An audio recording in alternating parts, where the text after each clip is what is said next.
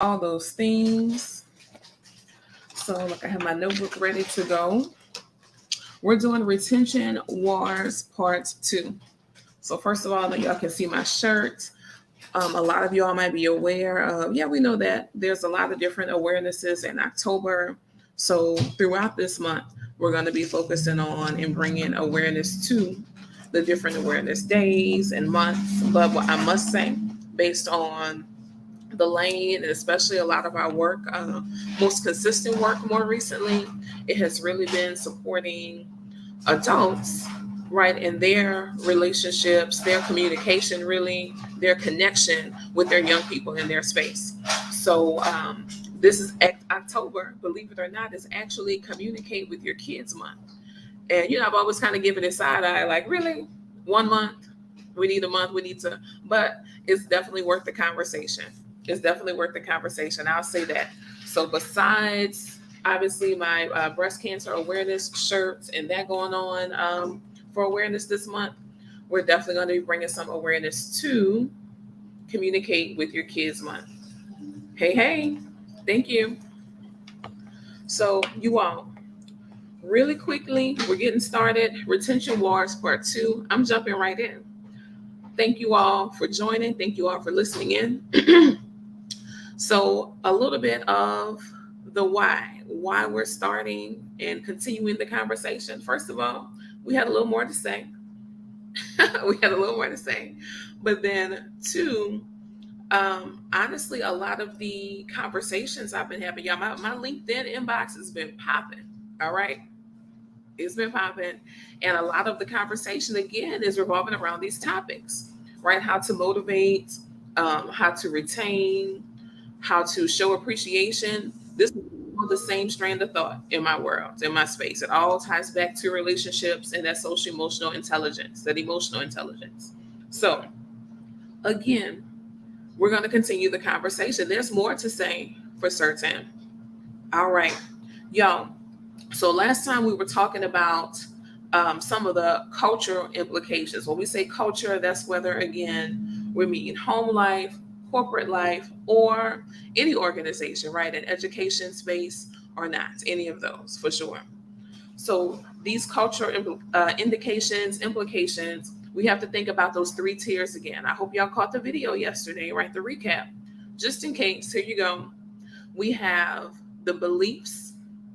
That's layer one. That's most people's, either your individual slash your organization's mission, what you say you stand for, what you say you represent, right? That's normally what's articulated most often, the beliefs. After that comes the systems.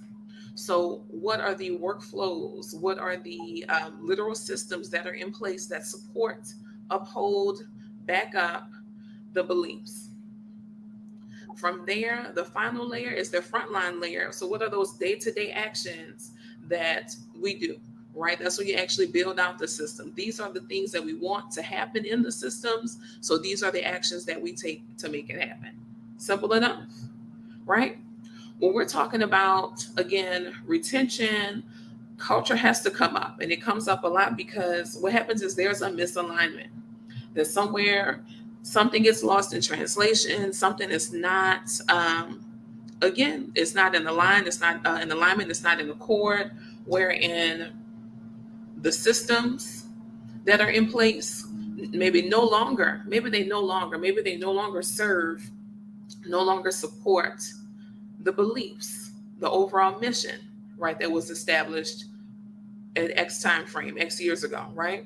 So then the actions, if the systems aren't quite in alignment, then we cannot expect, we shouldn't, let me say, I'm gonna give some side eye and say that we should not expect the actions to be able to support and uphold the beliefs if the systems didn't. We can't skip that step because if we build it out, we can't skip that step, right? So we're going to talk a little more. Again, that's why I say we're doing a part two because there was a bit more to say. That for these systems, a lot of what is misaligned, a lot of what does not go well is the support and development piece. The support and development. Remember, we talked about some of those common reasons that people say they might be leaving / quitting an organization or the people. right? Because it's really something, right, about the leadership, the person aspect that might have them leave. You all, that's what it is. It's usually support and development. And I'll say this, I've had some very, very interesting dialogue, at least to me, right, um, about some of the support that's needed. So a lot of times when we talk about support, how often do we maybe even ask the people what support they feel like they want or need? Or do we assign something? Especially, do we assign something based on previous systems, based on previous goals? Right? Again, that's why these things have to be reviewed and updated. Okay. Again, with systems, are we leveraging tech as well as we can? Are we leveraging technology as well as we can? Because, I mean, 2023, how things are moving, right? It's a crazy speed that technology is moving now. So, are we taking advantage of that for the good of the organization, the business, and home life? And some of y'all might be like, really, home life, ma'am? I don't really want a smart TV or a smart TV or a smart refrigerator. So not just that, even something much more simple if needed, leveraging virtual tutors if you need to, leveraging setting a consistent alarm for things, right? So there's ways to make sure we're leveraging tech to make things more efficient, to get some tight and solid systems in place, yes, in the home space also, for sure. So when we talk about systems again, you all, what about the manpower? How are we addressing? How are we addressing manpower issues? Right? Because we're talking about retention. That really should be planned for and built out in the systems. I'm gonna say it again. You all, when it comes to maybe manpower fluctuations, that should be planned for and addressed in the systems. Now, please, somebody correct me if I'm wrong, but it does seem as though it's a lot of reactionary things that come up versus a proactive plan, right? Like, oh no, people are quitting or people are leaving at a certain rate, a certain level. What was the plan for if we were a bit understaffed? What does that look like? Is there a way to expound on that? Is there a way to duplicate that so that we can still make up and cover this ground, right? Okay. Yeah, so some of the simple apps, there's a lot of simple apps and platforms are very helpful, and just really knowing how to leverage these things will help us all. Going back to something that we talked about a little bit on Retention Wars 1, that is really going to take the different generations, right? Without me jumping down that rabbit hole, it really is going to take the different generations coming together, right? The experience meets the creativity, meets the tech creativity and expertise. Yeah, all hands on deck. It can happen, it can be done, but it's going to take everybody leveraging everything, giving all they have to put that forward. So the actions part, we talked about what could and should, I'll say, be addressed in the systems. So the actions, this is what happens. If the support and development system isn't tight, then people end up in malpractice situations. And I'm not talking about just in the medical field, I'm talking about in situations that have to do with education. Because that's malpractice if you're not teaching, if you're not educating, if you're not facilitating the pedagogy the way that you should, right? There's also disconnect and apathy. Yes, we're talking about emotional intelligence, which includes empathy. And if you think about it, a lot of people you hear like, oh, well, people are just apathetic. No one seems to care. No one, that has to be developed and fostered. You all, there's a number of reasons that at this point in time in society, people are apathetic. We can sit here and talk about a few different things, a few, more than a few, but it can be developed. Once we recognize that there's an issue, right? We recognize, you know what, we need to build and foster and develop the empathy differently, then it needs to be done. So again, if that support and development system isn't tight, then there will be malpractice, disconnect, and apathy, right? Also, if we talked about leveraging tech in all those different spaces, you all, the use of time, the use of time is not gonna be the best. I'm gonna say it'll be very a very inefficient space, whether home, work, or other organizations. It's going to be a very inefficient use of time. So we don't want to misallocate time. Some of y'all might be like, it's not that big of a deal, but it is. So it's a big deal because it costs. And I'm not just talking about money. Well, obviously you wasted time, and time you can't get back, right? People like to say you can always make some money, right? There's a lot of ways you can be creative, think of some things and make some more funds, but you cannot get your time back, and you just wasted a bunch of time. Business world, if you wasted time, that means that you have really left yourself open. You left yourself open to losing some of the market share, which obviously impacts money, impacts profit, right? Profit. When we also think about actions and the missteps, what else does it cost? We've talked before about those three aspects of currency. For currency, we have time, money, and knowledge, right? When you don't have one, you use the other two to get what you're missing. So if we're wasting time and we're supposed to be using the time and our knowledge to get some more money, or we're wasting time and we're supposed to be using time and money to get some more knowledge, then we're kind of messing up the whole trifecta of the currencies that we're supposed to be managing on a regular basis. We're messing it up. We're messing it up. Also, besides the support systems maybe not being okay, we talked about if the tech systems aren't correct. Last part, we say we should have built out addressing manpower, right, issues. So if we don't build it out, we don't plan proactively for it, y'all, what happens to those that are left behind? What happens to those employees, those people, right, those members that they didn't leave? What happens to them? Usually the reaction is, okay, well, such and such left, so we're just going to divide the work up. We're going to split the work up.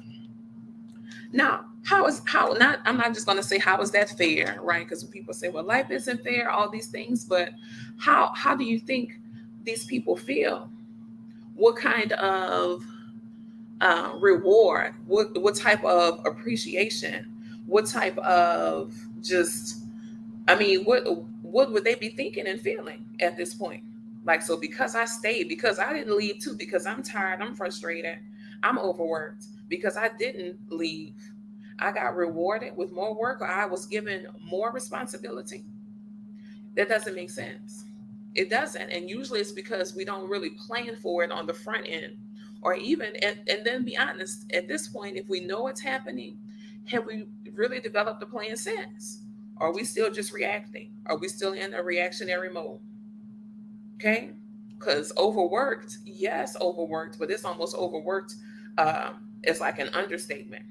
So how often do we even think about, okay, so we didn't plan for a manpower issue beforehand. Now we're in the midst of an issue. How can we address it now besides just reallocating the work to other people? Okay, so those that are left behind, yeah, what happens is, and whether or not people realize it, that might accelerate someone to leave. They might have been okay. They might say, I understand we're going through some things. I'm willing to work with, I really love this organization. Because again, people do not leave organizations and spaces they love. It's a management issue. It's a management issue. People don't leave spaces and places that they love. It's something about the leadership, something about a supervisor, something. That's who they leave.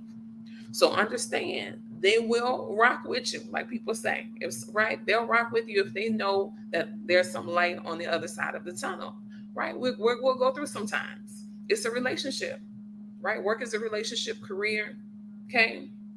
But not planning for, and I'm really spending a little time here, not planning for a real process, a real plan for those left behind, quote unquote, will cause other people to leave that literally had no intention at all.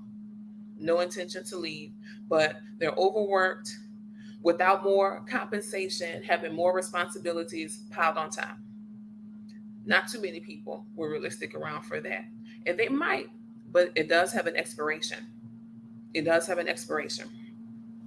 So When we talk about, again, some of the plans, something to consider. Y'all know, like I think last week, a lot of my quotes were from James Baldwin, right? This week, we were in a John Maxwell moment. So one of his quotes says, "A leader is one who knows the way, goes the way, and shows the way." So you might have to go back in the classroom and you weren't planning to. You might have to make a couple of calls from the sales floor. You might have to go out and pitch a couple times, right? While we're just kind of getting back on our feet, making these adjustments in the system. Something to consider. So I want to ask this question, and I'm going to give you some time to think about it, reflect a bit. What is the purpose of a leader? What might you say? What do you think some common responses are that people say a leader is purposed to do? What is the purpose of a leader?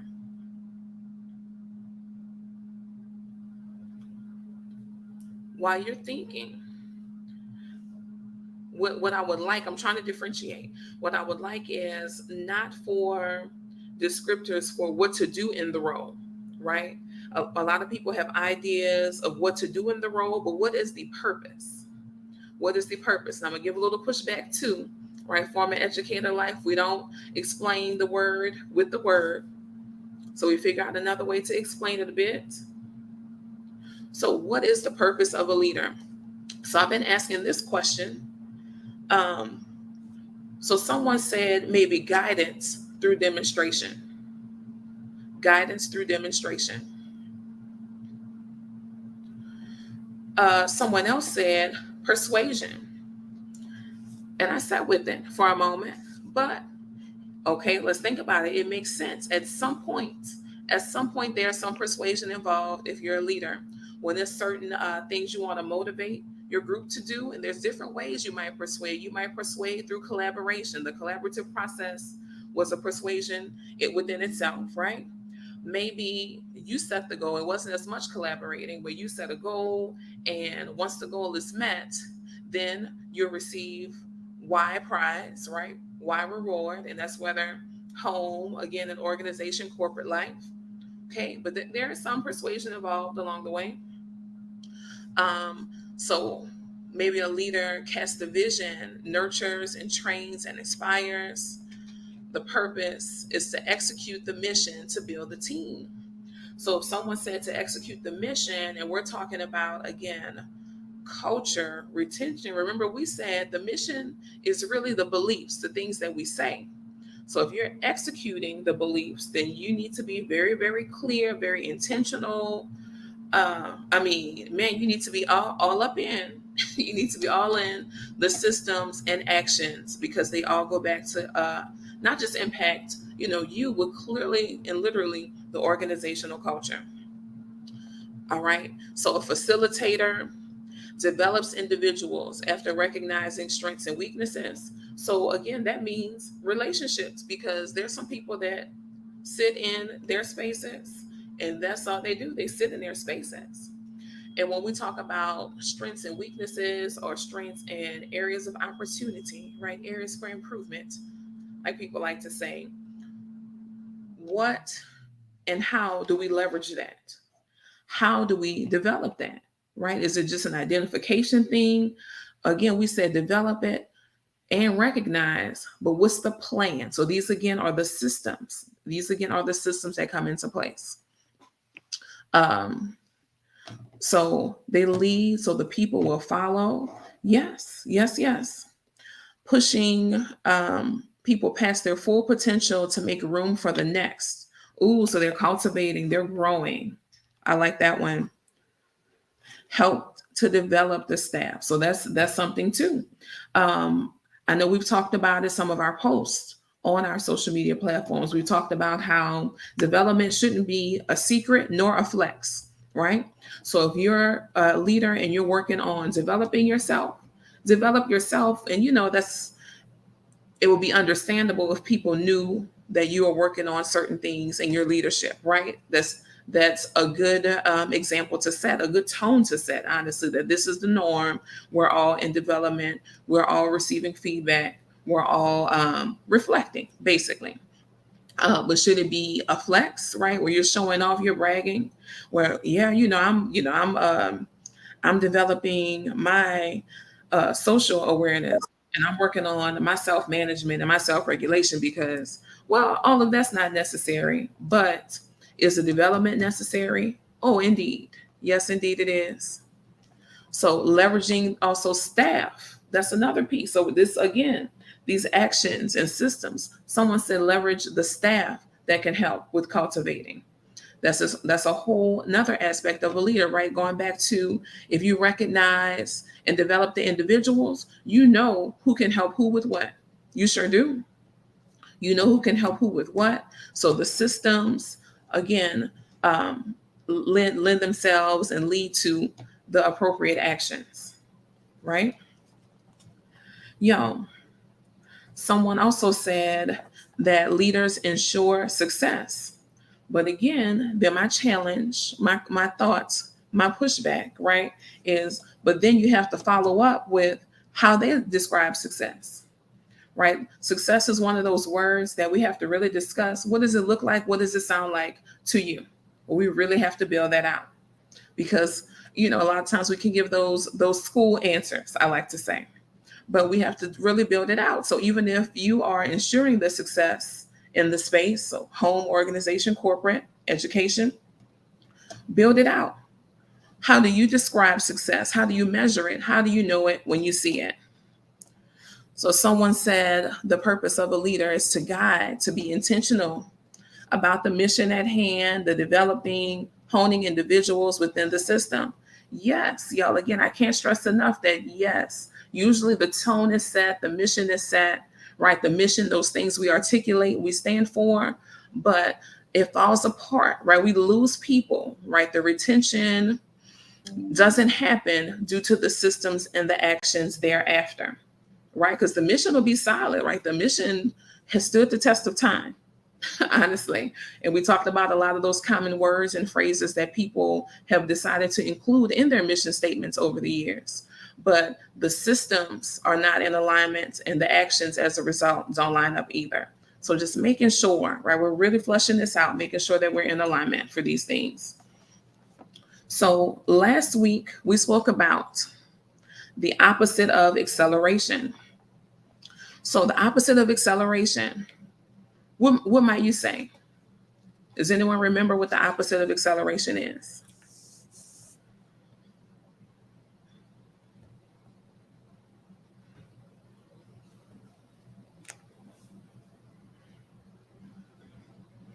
Okay. So a lot of times we know and understand acceleration to be a speeding up, a moving forward, right? So if we say the opposite of acceleration, a lot of people say, oh, there must be a de-escalation, a slowing down. Kind of. Literally, the opposite of acceleration is just to become stagnant. It's to stop because literally you're going to lose momentum and fall behind just because you stopped. So you don't have to slow down, but just you're stopping all the way. You don't have to slow down and move backwards, let me say. But just because you stopped, you're losing ground. You're losing momentum. Okay? So you're not making progress at that point. And acceleration is moving forward, making progress. All you have to do is stop. All you have to do is be still, and you are literally demonstrating the opposite of acceleration. You stop moving. You're not making progress. Y'all, again, another John Maxwell quote for us today. So while a good leader sustains momentum, a great leader increases it. Because the reality is, if we're going to think about business life, um, if we sustain, that means maybe we're keeping our current market share. Maybe we are keeping in line with our academic gains from the previous year. But that means we're not growing kids, to answer in reverse. If we're keeping our current market share, that means we're not necessarily innovating. We are not gaining market share, right? We're not being innovative at all. So the fact that we're almost treading water, we're not moving forward. We're not making any progress at all. But other people tend to be making progress. So again, you'll fall behind by default. because you chose to stop, because you chose to not innovate. Okay. So, with this going on and just kind of summarizing, I also wanted to talk to you all about a leadership audit that we're going to be releasing in these next couple of days. And it's free. It's a leadership audit. It's free, and it's really just emphasizing self awareness as a leader, self management, social awareness, and relationship management. And again, you all, this is in every space, right? Because maybe you're a leader at home, maybe you're a teacher leader, maybe you're a supervisor, maybe you're in the C-suite, right? You're an executive for a larger or a smaller corporation.